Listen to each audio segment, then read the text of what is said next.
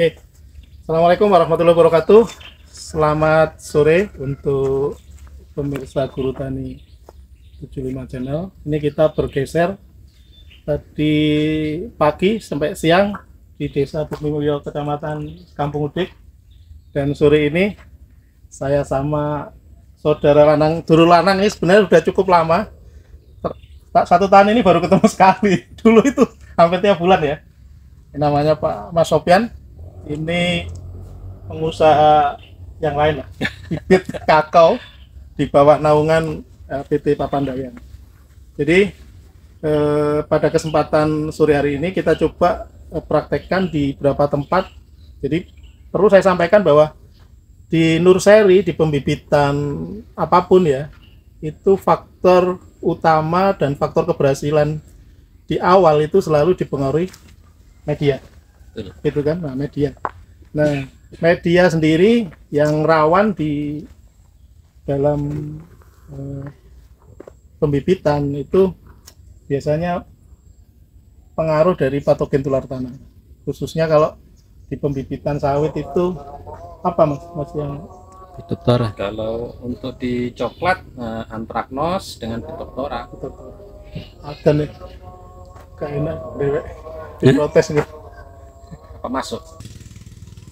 Nah, jadi tadi saya sampaikan bahwa faktor utama adalah media. Dalam hal ini ya persiapan lebih awal lah yang dibutuhkan. Nah, salah satunya kita coba untuk memperbaiki media itu dengan beberapa bahan. Ini kita akan gunakan dua bahan yang di beberapa pembibitan itu sudah terbukti ya, khususnya memang untuk tanaman horti. Kita gunakan bahan ini. Satu, kita gunakan Chemit SG 99%. Ini adalah asam fumat, asam sulfat. Jadi di sini selain kandungan asam sulfat yang 99% juga ada fitohormon. Fitohormonnya sebenarnya kecil-kecil karena memang nggak disebutkan ya. Jadi tetap ada auksin, sitokinin, giberelin. Nah, ini memang nggak fokusnya di sana. Satu, yang kedua, salah satu fungsinya ya memang dia menyuburkan tanah, dan juga karena ada fitohormon tadi ya memperbaiki perakaran, kesehatan. Terus kalau misalnya dia dispray ke daun, ini juga bisa sebagai apa ya, meningkatkan klorofilnya. Tapi kuncinya adalah tidak boleh lebih dari 1 gram per liter air. Per liter air. Ini yang satu bahan. Nah, ini soluble 99%. Yang satunya lagi campurannya ini biasanya memang kita gunakan kan dalam satu bak 200 apa istilahnya, 1 drum. Nah, 1 drum 200 liter itu kita gunakan, ini biasanya dua bungkus ini 100 gram 200 gram. Ininya kita gunakan 1 kilo Sunbio. Pada kesempatan ini karena kita gunakannya di tangki 16 liter, jadi kita konversi kurang lebih 15-12 gram, 16 gram lah. Jadi ininya langsung Pak Sopyan bisa dideketin. Pak Salon 25 gram. 25 gram berarti ya kira-kira 16 ya. 16. Nah, ini soluble granul Seperti ini. ya, ini terus di ini. Nah, karena dia soluble, ini nanti larut sempurna. Dia larut sempurna. Nah, sambil nunggu larut, ini saya sampaikan juga, kita akan masukkan, ini namanya pupuk Hayati Sunbio.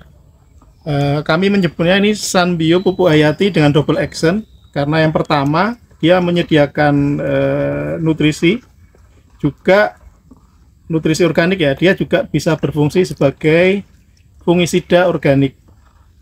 Nah, di sini ada beberapa mikroba baik. Jadi ada Bacillus species, Pseudomonas, dan juga Trichoderma. Dan paling penting yang memang sangat powerful untuk di pembibitan adalah dia ada PGPR. PGPR adalah Plant Growth Promotion Rhizobacteria. Jadi ini satu bakteri mikroba yang merangsang, menyehatkan perakaran. Jadi beberapa tempat ini juga saya di pembibitan sawit juga beda kombinasi es kakut sama ini, jadi lebih menjulang karena memang perakarannya optimal. Nah, ini kita gunakan karena dia 1 kilo ya, 1 kilo itu berarti kalau dia 1 kilo untuk per 200 liter berarti konversinya ya ketemu berapa? 2 gram lah ya. Kurang lebih ya 2 gram. Berarti ya ini 2 kalinya tadi. 2 gram. 2 gram per liter. Ya kan? 2 kalinya tadi lebih ditambahi. Dimik jadi satu sini. Jadi satu. Nah, jadi kawan-kawan pemirsa Guru Tani penuh tambah.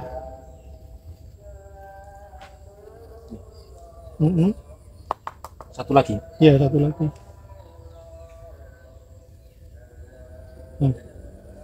Nah, ini bisa dimasukin. Nah, ini memang ada kariernya. Sama lah seperti pupuk-pupuk hayati yang lain, karena dia ada mikroba ya, ada karier, jadi ada ampas.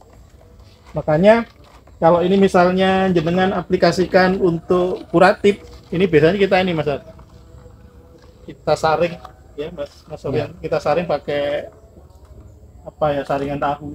Ini ada nanti saringannya. Saringan aman berarti.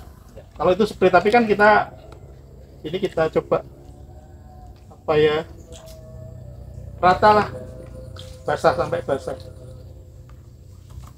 Jadi teman-teman Guru Tani 75 channel dan di jaringan PT Altis Inti Samla Partner, saya sampaikan ini idealnya ya pada waktu jenengan menyiapkan media polybag sebelum tanam.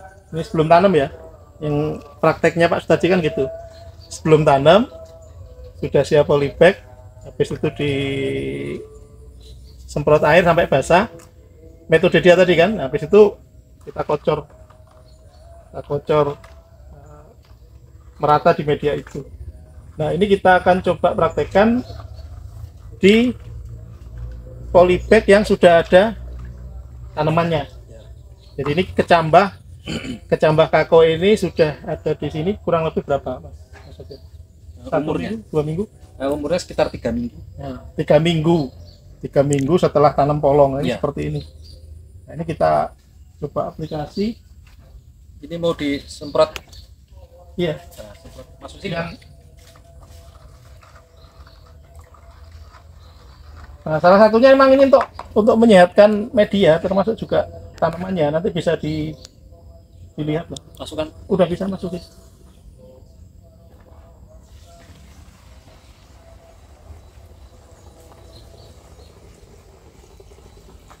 Nah, nanti untuk selanjutnya mungkin bisa sebagai acuan, kalau yang di tempat Pak Sutaji itu tadi di awal itu biasanya pada kondisi hujan yang berulang-ulang ya.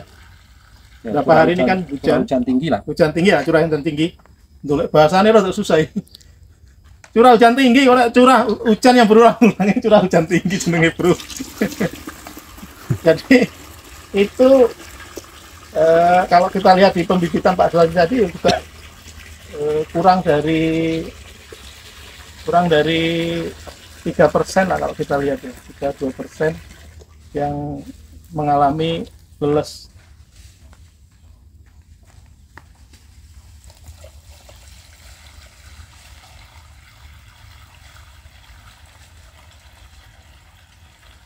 Nah, ini juga sekaligus untuk teman-teman dimanapun berada yang ada pertanyaan, bibit kakaonya beli di mana? Ini pusatnya, Bro. Ada kurang lebih 150.000. Iya. Nah, 150.000.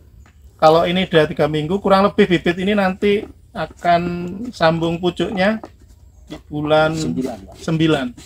Jadi kalau bulan 9 ya dihitung maju. Sampai siap tanam itu kurang lebih September, ya. Oktober akhir atau November udah telepon aja di ini.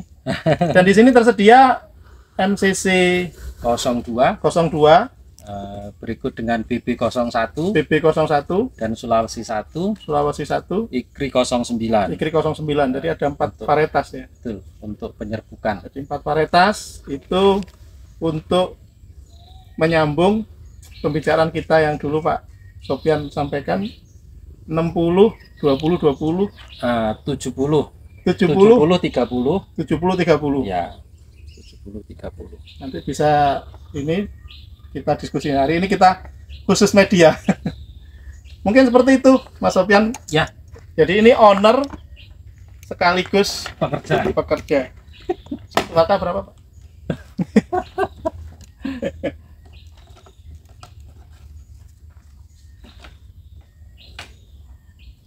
Maaf Pak, ininya kurang. Jadi untuk semua kawan-kawan yang berminat dan berniat dan sudah merencanakan tanam kakao, ya kurang lebih di bulan Oktober akhir atau awal November itu Ya, sudah mulai banyak tersedia lah. kita mulai dari mana? Monggo. Ini kan kita berarti agak basah Mas. Jadi pola yang agak berbeda ya. Nanti mungkin bisa dipraktekkan mana yang lebih efektif.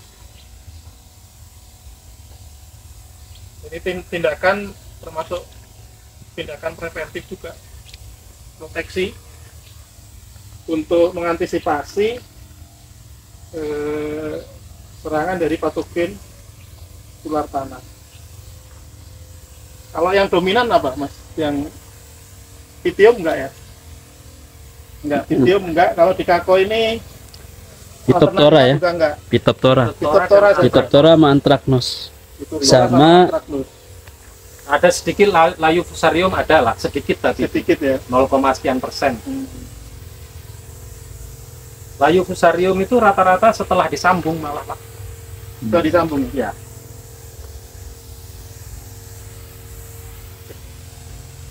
Kurang basah apa enggak Pak? Ya, kurang basah.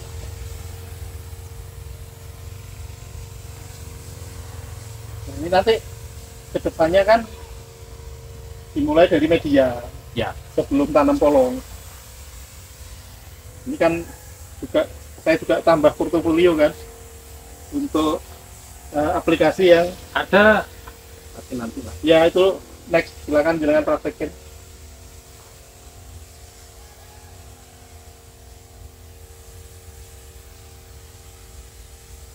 Nah, ini gabungan dari Chemit SG tadi itu ya, 1 gram per liter dan 2 gram per liter untuk Candio. 2 sampai 4 gram ya kalau kita lihat tadi. Ya, 2 sampai 4 gram.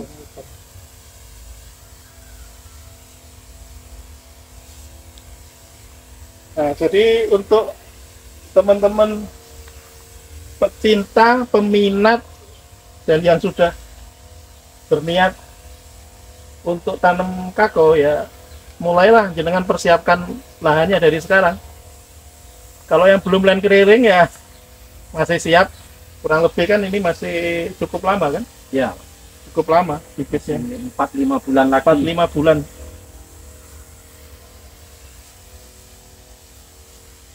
Yang mau akuisisi diurus dulu SHM-nya.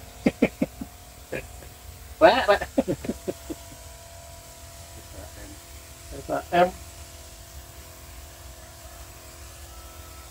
Dan untuk semua yang ada di jaringan ini, panjenengan tidak perlu khawatir mengenai tata cara budidaya dan sebagainya. Kebetulan ahlinya yang sedang pegang kamera.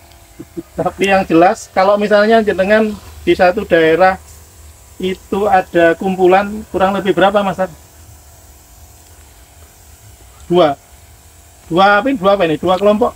200 200 hektar ya? petani. 200 petani yang di komunitas itu yang sama-sama nanam kakao. nanti kita bisa hadirkan teman-teman di PT Papandayan atau Berry Kelekot itu untuk asistensi ya, asistensi mulai pendampingan dan sebagainya.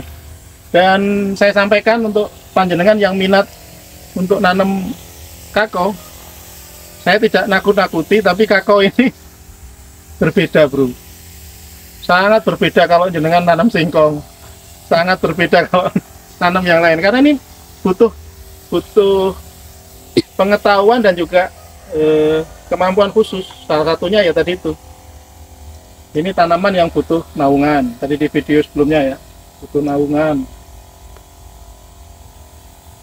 dan butuh kerajinan tangan juga, harus ngerti tata cara pruning Ya, pemangkasan momen-momen momen-momen itu jadi tidak bisa dipangkas dalam waktu-waktu semaunya. semaunya, jadi nanti ada jadwal, makanya Ada jadwal. jangan khawatir karena itu nanti kalau misalnya eksklusif ya, misalnya jenengan punya 10 hektar mau ngundang Papandayan ya bayar aja ongkos transportnya kalau mau ngajari, kecuali ya 200 tadi boleh ya, masuk gratisan Rek hari ini yang bener wae. Nah, mungkin seperti ini nanti cukup Pak, cukup kita udah praktekkan ini. Nah, mungkin kedepannya dilihat nanti intervalnya berapa sambil lihat perubahannya Mas maksudnya ya. Nah, untuk sesi ini kita cukupkan. Jadi paling penting dalam budidaya apapun dan